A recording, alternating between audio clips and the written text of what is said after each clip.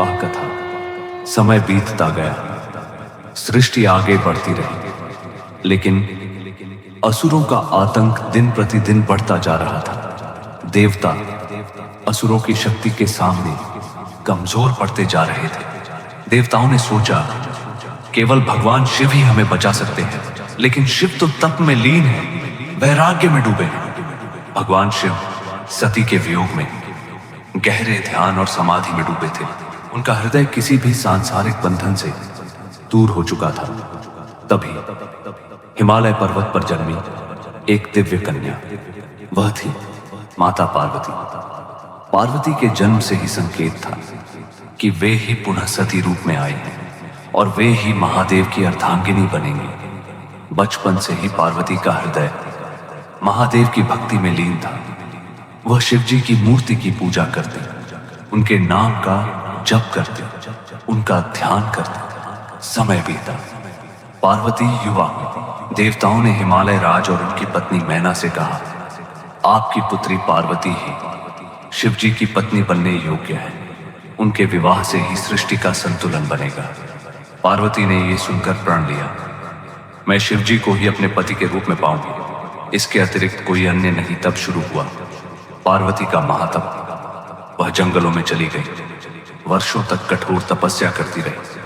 कभी केवल फल खाती, कभी केवल पत्ते, कभी कभी तो केवल वायु का ही आहार करती। उनकी तपस्या देखकर सारे लोग आश्चर्यचकित हो उठे। इधर देवताओं को चिंता थी, असुरों का आतंक लगातार बढ़ रहा था। देवताओं ने सोचा, शिवजी पार्वती को तभी स्वीकार करेंगे जब उनका हृदय प्रेम के लिए पिघलेगा। इसलिए उन्होंने भेजा कामदेव को। कामदेव ने पुष्प बाण छोड़ शिवजी की समाधि भंग करने की कोशिश की, लेकिन शिवजी ने क्रोधित होकर तीसरा नेत्र खोला और उस ज्वाला में कामदेव भस्म हो गए। फिर भी पार्वती का तप अडिग रहा। वे दिन रात केवल एक ही जप करती, एयूएम नमः शिवाय। अंततः उनकी तपस्या से प्रसन्न होकर स्वयं भगवान शिव प्रकट हुए। त्रिशूल धारण किए, डमरू बजाते हुए, जटाओं में गंगा, माथे पर चंद्रमा। उन्होंने कहा, हे पार्वती, तुम्हारी भक्ति और तपस्या से मैं प्रसन्न हूं। तुम्हें वर मांगना है, मांगो।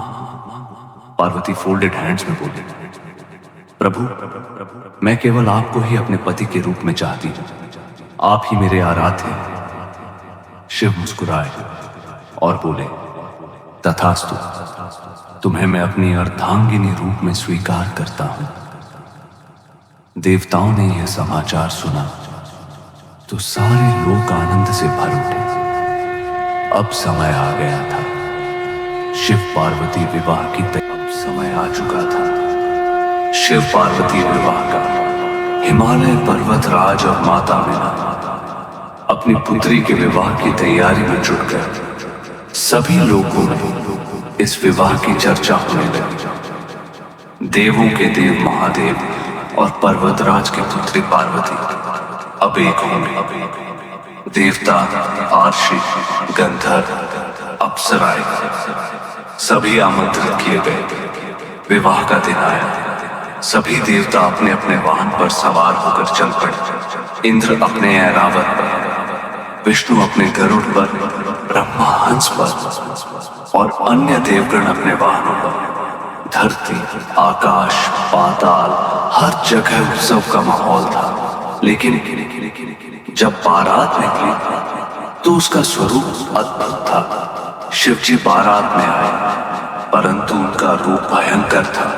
सांपों से सजा शरीर, भूत प्रेत, पिशाच, योगिनी, गंधर्व, सिद्ध सभी बारात में शामिल।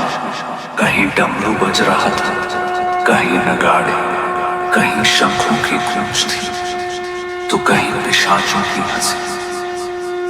हिमालय राज ने जब यह भयानक बारात देखी तो चिंतित हो उठे।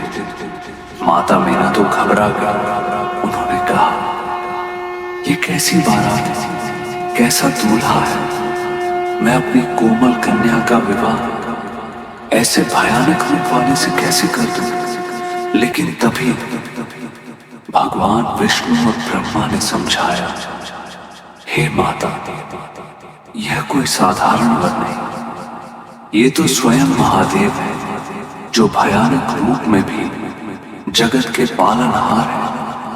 पार्वती को पाने का अर्थ है सृष्टि के संतुलन की स्थापना।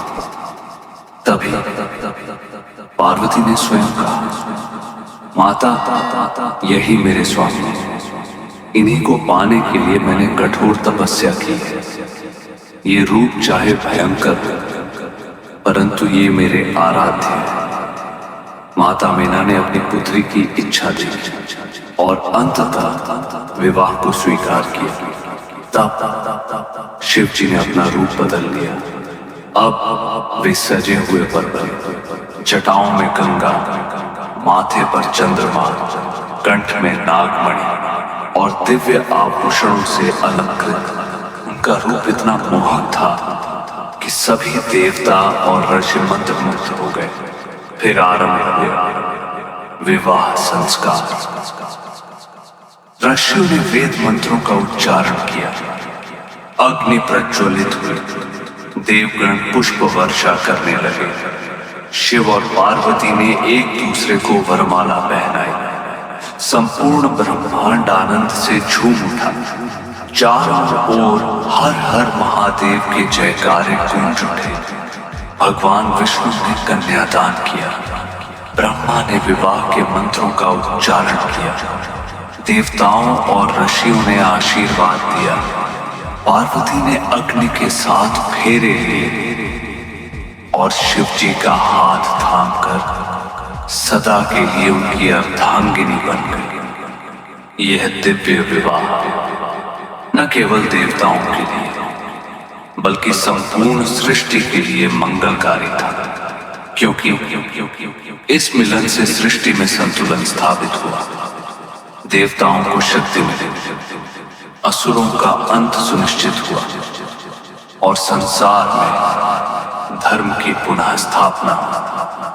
इस प्रकार शिव पार्वती विवाह सृष्टि के सबसे पवित्र और दिव्य मिलनों में गिना जाता है। आज भी जब कोई विवाह होता है तो शिव पार्वती को आदर्श दंपत्ति मानकर उनका स्मरण किया जाता है। संपूर्ण ब्रह्मांड से गूंज उठी एक ही ध्वनि, हर हर महादेव। Red flag.